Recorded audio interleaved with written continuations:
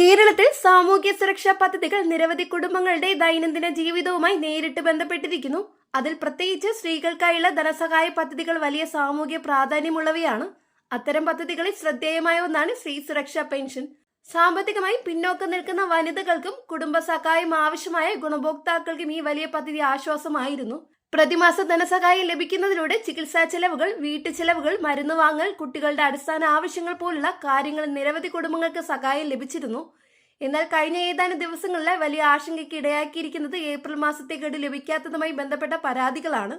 സംസ്ഥാനത്തിന്റെ വിവിധ ഭാഗങ്ങളിൽ നിന്നായി നിരവധി ഗുണഭോക്താക്കൾ തുക അക്കൗണ്ടിൽ ക്രെഡിറ്റ് ആയിട്ടില്ലെന്ന് അറിയിക്കുകയാണ്. ഇതോടെ സാമൂഹ്യ മാധ്യമങ്ങളിലും യൂട്യൂബ് പ്ലാറ്റ്ഫോമുകളിലും നിരവധി അഭ്യൂഹങ്ങളും ചർച്ചകളും പ്രചരിക്കാൻ തുടങ്ങി. ചിലർ പദ്ധതി അവസാനിപ്പിച്ചു എന്ന് പറയുമ്പോൾ മറ്റു ചിലർ സാമ്പത്തിക പ്രതിസന്ധി മൂലമുള്ള താൽക്കാലിക വൈകല്യമാണെന്ന് വിലയിരുത്തുന്നു. ഇപ്പോൾ ലഭ്യമായ സൂചനകൾ പ്രകാരം സംസ്ഥാനത്തിന്റെ സാമ്പത്തിക പ്രതിസന്ധിയും ഫണ്ട് വിതരണം വൈകുന്നതുമാണ് പ്രധാന കാരണങ്ങളായി ചൂണ്ടിക്കാണിക്കപ്പെടുന്നത്.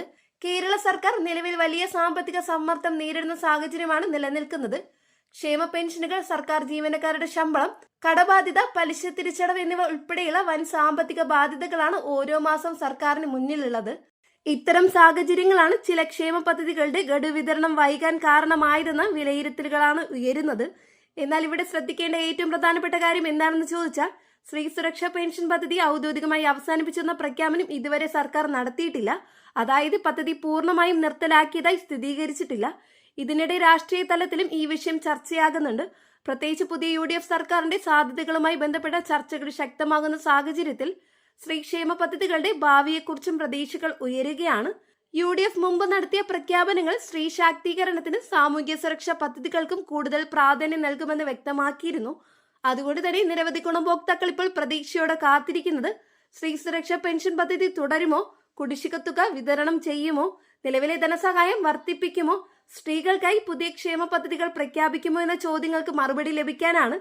ഇനി ഗുണഭോക്താക്കൾ നിർബന്ധമായി ശ്രദ്ധിക്കേണ്ട ചില കാര്യങ്ങൾ നോക്കാം. ആദ്യത്തേത്, ബാങ്ക് അക്കൗണ്ട് ആധാറുമായിട്ട് ലിങ്ക് ചെയ്തിട്ടുണ്ടോ എന്ന് ഉറപ്പാക്കുക. രണ്ടാമത്തേത്, KYC വിവരങ്ങൾ അപ്ഡേറ്റ് ചെയ്തിട്ടുണ്ടോ എന്ന് പരിശോധിക്കുക.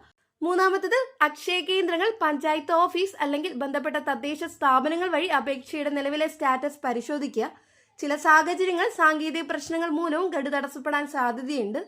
അതേസമയം നിരവധി ഗുണഭോക്താക്കൾ ഇപ്പോഴും സർക്കാർ ഫണ്ട് അനുവദിച്ചിട്ടില്ലെന്നാണ് പറയുന്നത്. ഇപ്പോൾ സോഷ്യൽ മീഡിയയിൽ പ്രചരിക്കുന്ന എല്ലാ വിവരങ്ങളും ഔദ്യോഗികമല്ല എന്ന കാര്യം പ്രത്യേകം ശ്രദ്ധിക്കണം. അതിനാൽ സർക്കാർ ഉത്തരവുകളും ഔദ്യോഗിക അറിയിപ്പുകളും ശ്രദ്ധിക്കുന്നത് വളരെ പ്രധാനമാണ്. കേരളത്തിൽ ജീവിത ചെലവ് തുടർച്ചയായി ഉയരുന്ന സാഹചര്യത്തിൽ സാമൂഹ്യ സുരക്ഷാ പദ്ധതികൾ സാധാരണ ജനങ്ങൾക്ക് വലിയ ആശ്വാസമാണ്. പ്രത്യേകിച്ച് സ്ത്രീകൾക്ക് നേരിട്ട് ഗുണം ചെയ്യുന്ന ധനസഹായ പദ്ധതികൾ നിരവധി കുടുംബങ്ങളുടെ സാമ്പത്തിക സ്ഥിരതയുമായി ബന്ധപ്പെട്ടിരിക്കുന്നു. അതുകൊണ്ട് തന്നെ സ്ത്രീ സുരക്ഷ പോലുള്ള പദ്ധതികൾ കൂടുതൽ ശക്തമായി തുടരണമെന്ന ആവശ്യം വിവിധ ഭാഗങ്ങളിൽ നിന്ന് ഉയരുന്നുണ്ട്. ഇനി അടുത്ത സർക്കാർ ബജറ്റുകളിലും ധനകാര്യ പ്രഖ്യാപനങ്ങളിലുമാകും ഈ പദ്ധതിയുടെ ഭാവിയെക്കുറിച്ചുള്ള വ്യക്തത കൂടുതൽ ലഭിക്കുക. അടുത്ത ഘട്ടത്തിൽ കുടിശ്ശിക വിതരണം, പുതിയ ഗഡു പ്രഖ്യാപനം, സ്ത്രീക്ഷേമ പാക്കേജുകൾ, പെൻഷൻ വർധന സംബന്ധിച്ച തീരുമാനങ്ങൾ എന്നിവ ഉണ്ടാകുമോ എന്നത് കാത്തിരുന്ന് കാണേണ്ടതുണ്ട്. ഈ വിഷയത്തെക്കുറിച്ചുള്ള നിങ്ങളുടെ അഭിപ്രായം എന്താണ്? സ്ത്രീ സുരക്ഷാ പെൻഷൻ പദ്ധതി തുടരണമെന്ന് നിങ്ങൾ കരുതുന്നുണ്ടോ?